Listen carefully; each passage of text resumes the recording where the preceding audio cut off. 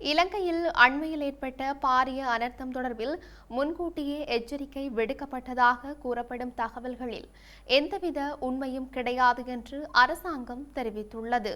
இலங்கைக்கு பாரிய அளவில் புயல் தாக்கம் ஏற்படும் என நவம்பர் மாதம் 12ஆம் தேதி முன்னெச்சரிக்கை விடுக்கப்பட்டதாகவும் அதனை அரசாங்கம் கவனத்திற்கு கொள்ளவில்லை எனவும் சுமத்தப்படும் குற்றச்சாட்டுகளில் எவ்வித உண்மையும் கிடையாது என சுகாதார மற்றும் ஊடக அமைச்சர் நலிந்த ஜேதிச தெரிவித்துள்ளார். குறித்த முன்னறிவிப்புகள் தொடர்பில் ஏதேனும் ஒரு நிறுவனம் அதிகாரப்பூர்வ அறிவிப்பு வெளியிட்டிருந்தால் அதனை நாடாளுமன்றில் சமர்ப்பிக்குமாறு அமைச்சர் கோரியுள்ளார். கடந்த நவம்பர் மாதம் முழுவதும் வளிமண்டலவியல் திணைக்களம் வெளியிட்ட காலநிலை குறித்த அறிக்கைகள் தம்மிடம் இருப்பதாக வளிமண்டலவியல் திணைக்களம் எந்த ஒரு சந்தர்ப்பத்திலும் அதிகாரப்பூர்வமாக இவ்வாறான அறிக்கை வெளியிடவில்லை எனவும் அவர் சுட்டிக்காட்டியுள்ளார். வளிமண்டலவியல் திணைக்களம் அவ்வாறான ஒரு முன்னெச்சரிக்கையை வெளியிட்டிருந்தால் அது குறித்து அனர்த்த முகாமைத்துவ மையம் உள்ளிட்ட ஏனைய நிறுவனங்களுக்கு தகவல் அனுப்பி வைக்கப்பட்டிருக்கும் என தெரிவித்துள்ளார். கடந்த நவம்பர் மாதம் 25ஆம் தேதி தாளமுக்க நிலைமை ஏற்பட்டது எனவும் 28ஆம் தேதி இந்த தாளமுக்க நிலை தீவிரமடைந்தது எனவும் அவர் தெரிவித்தார்.